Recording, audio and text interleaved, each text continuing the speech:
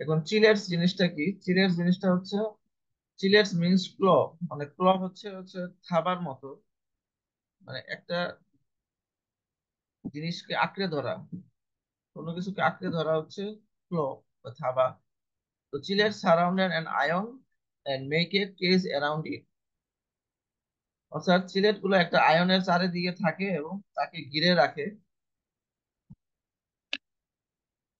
So a chillate of gadolinium occupies all available space around the ion except water molecule. তো এটা ছবির সাহায্যে বোঝাবো একটু পরে। অর্থাৎ একটা গ্যাডোলিনিয়াম চিলেটের এই পানির আয়ন ছাড়া সবগুলা আয়ন কিন্তু মানে গ্যাডোলিনিয়ামের সাথে অ্যাটাচ থাকে, শুধু ওয়াটার মলিকিউল ছাড়া। Water molecule exchange in and out of that one spot, when in that spot the spins have an extremely short T1. This accelerates the overall relaxation rate or shortening T1. তো এটা যদি আমরা দেখি একটা gadolinium Sylhet, তো মাঝখানে যদি gadolinium ion থাকে, তো এই গ্যাডোলিনিয়ামের আয়নের সাথে এর চারিদিকে বন্ডিং থাকে, বিভিন্ন কেমিক্যালের বন্ডিং থাকে। যেমন এখানে কার্বন কার্বন ডাই অক্সাইড, বা এখানে নাইট্রোজেন, কার্বন মনোক্সাইড, এখানে carbon die oxide, carbon die oxide, এখানে নাইট্রোজেন, নাইট্রোজেন, এখানে কার্বন ডাই অক্সাইড। তো বিভিন্ন কেমিক্যালের একটা বন্ডিং থাকে গ্যাডোলিনিয়ামের সাথে, চারিদিকে একটা বন্ডিং থাকে গ্যাডোলিনিয়াম আয়নের চারিদিকে, কিন্তু শুধু একটা ওপেন থাকে, সেটা হচ্ছে H2O, অর্থাৎ পানির মলিকিউলের সাথে এখানে কোনো বন্ডিং থাকে না, এটা ওপেন থাকে,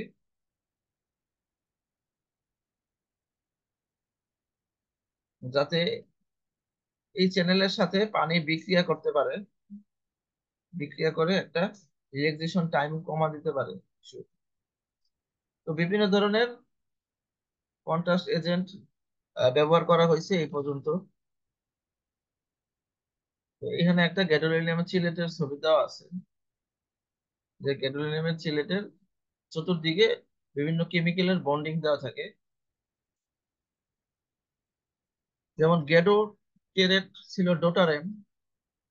তো এগুলা হচ্ছে মানে কোম্পানি নেম, আর এগুলো হচ্ছে গ্রুপ নেম। যেমন গ্যাডো ডায়ামাইড হচ্ছে অমনিস্কেন, যেটা মানে অনেক বেশি ইউজ করা হয় আমাদের দেশে। অমনিস্কেনটা আমাদের দেশে প্রায় সারা বিশ্বেই গ্যাডো ডায়ামাইড বর্তমানে ইউজ করা হয়। এবং গ্যাডোলিনিয়ামের আরো অনেক চিলেট আছে, যেমন গ্যাডো পেন্টেড, গ্যাডো বিনেট, গ্যাডো টেরিডল, গ্যাডো ভার্সামাইট, গ্যাডো গ্যাডোক্সেটেড, গ্যাডো বুট্রল। তো বিভিন্ন কোম্পানি বিভিন্ন ভাবে গ্যাডোলিনামের চিলেট তৈরি করে এবং এগুলো বাজারজাত করে বিভিন্ন নামে। তো এখন একটা ছবি দেখতে পাচ্ছি, যে যে প্রথম ছবিটা হচ্ছে এই এই ছবিটা হচ্ছে T1 করোনাল ইমেজ ব্রেনের। এবং দেখা যাচ্ছে যে তার লেফট সাইডে, লেফট সাইডে ব্রেনের লেফট সাইডে একটা লিশন দেখা যাচ্ছে, এবং এখানে আইএসও সিগন্যাল দেখা যাচ্ছে। এবং কন্ট্রাস্ট দেওয়ার পরে দেখা যাচ্ছে এখানে কিন্তু সিগন্যাল এনহান্সমেন্ট হচ্ছে, তার হাইপার ইন্টেন্স সিগন্যাল পাওয়া গেছে। তার মানে এখানে একটা প্যাথোলজি আছে। কন্ট্রাস্ট দেওয়ার পরে যে প্যাথোলজির যে শেপ এবং প্যাথোলজির যে বাউন্ডারিটা এবং প্যাথোলজি যে আরো এক জায়গায় আছে, সেটা কিন্তু বোঝা যাচ্ছে। এটা হচ্ছে কন্ট্রাস্ট দেওয়ার উপকারিতা।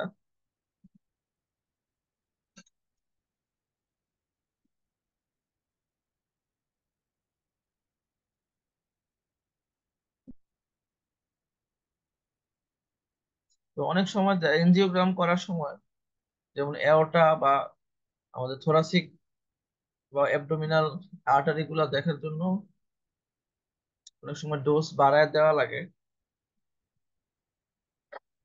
এবং বডি মাস অনুযায়ী 0.1 মিলিমোল পার কেজি হিসেবে দিলেও হয়। Higher concentration are often use for finer vasculature. তো আমরা অনেক সূক্ষ্ম আর্টারি গুলো দেখার জন্য অনেক সময় কন্ট্রাস্টের পরিমাণ বাড়ায় দিতে হয়। এবং গ্যাডোলিনিয়াম চিলেটস কিন্তু ব্রেনে একটা জিনিস থাকে, এটা হচ্ছে ব্লাড ব্রেন ব্যারিয়ার। অর্থাৎ ব্রেন এবং ব্লাড সার্কুলেশনের মাঝখানে একটা ব্যারিয়ার থাকে, সেটা হচ্ছে ব্লাড ব্রেন ব্যারিয়ার। এই ব্যারিয়ারটা কিন্তু কন্ট্রাস্ট পাস করতে পারে না যতক্ষণ না পর্যন্ত ব্যারিয়ারটা ভেঙে যায়।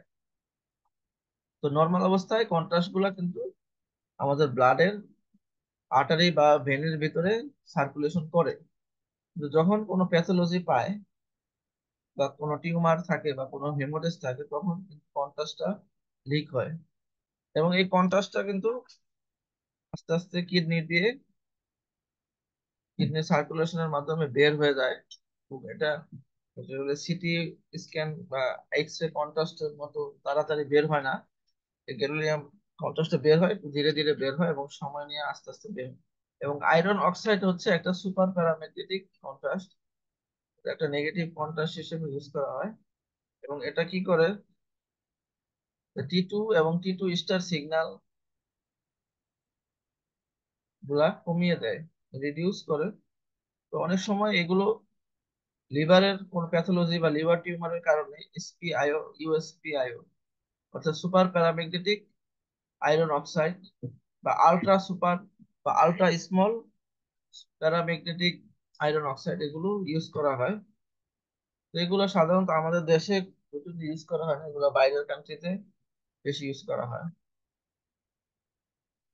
তো এখানে একটা উদাহরণ দেখা যাচ্ছে যে আয়রন সুপার প্যারাম্যাগনেটিক উদাহরণ যায় লিভারে কিভাবে ইউজ করা হয়, এবং লিভারে ইউজ করার ফলে কিরকম দেখা যায়।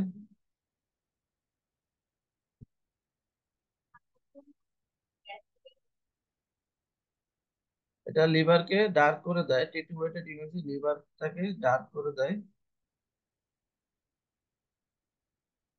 এবং যেখানে প্যাথোলজি থাকে সেই প্যাথোলজিটাকে ব্রাইট করে দেয়। এখন হচ্ছে oral administration of contrast agent, অর্থাৎ মুখ দিয়ে যে কন্ট্রাস্ট এজেন্ট গুলো দেওয়া হয় সেগুলো কি কি। তো গ্যাডোলিনিয়াম অনেক সময় পানির সাথে মিশিয়ে রোগীকে খাওয়ানো হয়, এবং manganese Sylhet or iron salts 41 signal enhancement। তো এগুলা সাধারণত ওরাল হিসেবে ব্যবহার করা হয়, ওরাল কন্ট্রাস্ট হিসেবে। তারপর super paramagnetic iron oxide, barium sulphate, air and clay have been used to lower T2 signal। অনেক সময় ব্লুবেরি, গ্রিন টি এগুলা T1 কন্ট্রাস্ট এনহান্সমেন্ট বাড়ানোর জন্য ইউজ করা হয়। অ্যাবডোমিনাল কেস, অনেক সময় পেডিয়াট্রিক ইমেজিং অর্থাৎ বাচ্চাদের এমআরআই করার সময় পারফ্লুভ্রন ইউজ করা হয়। এবং আদার কি কি কন্ট্রাস্ট এজেন্ট আছে যেগুলো এমআর কোলোনোগ্রাফি এবং এমআরসিপি এর জন্য ইউজ করা হয়, সেটা হচ্ছে ওয়াটার অথবা স্যালাইন কন্ট্রাস্ট। তো আমরা জানি যে এই ওয়াটার এবং ওয়াটার বা ফ্লুইড যেগুলো সেগুলো সবসময় T288 কিন্তু ব্রাইট সিগন্যাল দিবে। তো এটা কিন্তু একটা কন্ট্রাস্ট হিসেবে ইউজ করা হয়। আমরা যদি রুগীর অনেক বেশি স্যালাইন খাওয়াই, তাহলে ওই স্যালাইনটা কিন্তু রুগীর স্টোমাকে, তারপরে কোলনে, ডিউডিনামে থাকবে, সেটা কিন্তু একটা কন্ট্রাস্ট হিসেবে দেখা যাবে। আবার নেগেটিভ ওরাল কন্ট্রাস্টও আমরা ইউজ করতে পারি, সেটা হচ্ছে জেরিটল বা ব্লুবেরি জুস, পাইনাপেল জুস। এগুলো আমরা নেগেটিভ কন্ট্রাস্ট অর্থাৎ T288 ইমেজে নেগেটিভ কন্ট্রাস্ট হিসেবে ইউজ করতে পারি। নেগেটিভ কন্ট্রাস্ট এজেন্ট সাধারণত স্টোমাকে যে কন্টেন্ট গুলো থাকে, অর্থাৎ স্টোমাকে যদি কোনো ফ্লুইড থাকে সেই ফ্লুইডটাকে ডার্ক করার জন্য, ব্ল্যাক করার জন্য ইউজ করা হয়, যাতে এমআরসিপি করার সময় আমরা বাইল ডাক্ট এবং গল ব্লাডারটা ভালোভাবে দেখতে পারি। এমআরসিপি তে আমাদের মেন ফোকাস থাকে হচ্ছে গল ব্লাডার, তারপর বাইল ডাক্ট, কমন বাইল ডাক্ট এবং পেনক্রিয়াটিক ডাক্ট। তো যেহেতু এই জিনিসগুলার ব্যাকগ্রাউন্ডে স্টোমাক থাকে এবং ডিউডেনাম থাকে, তো স্টোমাক এবং ডিউডেনামে যদি ফ্লুইড থাকে, পানি থাকে, সেক্ষেত্রে কিন্তু এটা ওই আমাদের বাইল ডাক্ট, গল ব্লাডারের সাথে মিশে যাবে, তখন কিন্তু ভালো দেখা যাবে না। এজন্য আমরা যদি নেগেটিভ কন্ট্রাস্ট ইউজ করে আমাদের ব্যাকগ্রাউন্ডটা কালো করে দেই, তাহলে কিন্তু আমাদের যে টার্গেট অর্থাৎ gall bladder, common bile duct pancreatic duct, target গুলা কিন্তু ফুটে উঠবে, সুন্দর দেখাবে। তো এটাই হচ্ছে টেকনিক। এবং এই টেকনিকটা আমরা প্র্যাকটিক্যালি যেটা করি, এমআরসিপি করার আগে আমরা রুগীকে কি করি, আয়রন সিরাপ খাওয়াই দেই, দুই দুই তিন চামচ বা 3-4 চামচ আয়রন সিরাপ খাওয়াই দেই। সেটা হচ্ছে কম্পিরন নামে পাওয়া যায় আমাদের দেশে। তো আয়রন সিরাপ খাওয়াইলে কি হয়, যে যে আয়রনটা থাকে, এই আয়রনটা ওই ফ্লুইডের সাথে মিশে একটা নেগেটিভ কন্ট্রাস্ট হিসেবে ওই ফ্লুইডটাকে ডার্ক করে দেয়।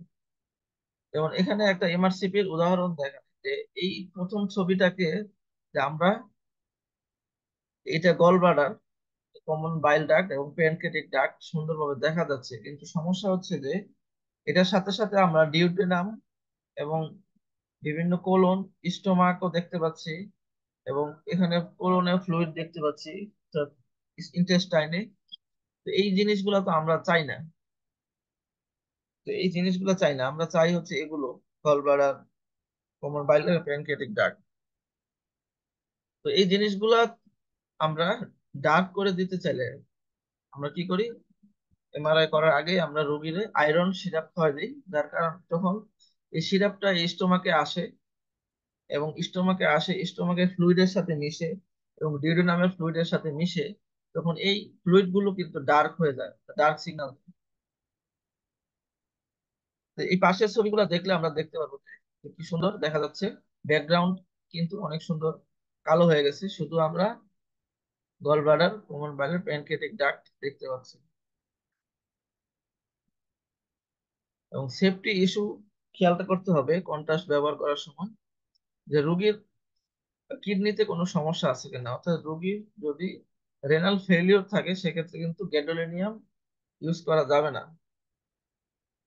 এবং সেক্ষেত্রে অবশ্যই যদি ইউজ করা লাগে সেক্ষেত্রে অবশ্যই রোগীকে ডায়ালাইসিস করতে হবে কন্ট্রাস্ট দেওয়ার পরে।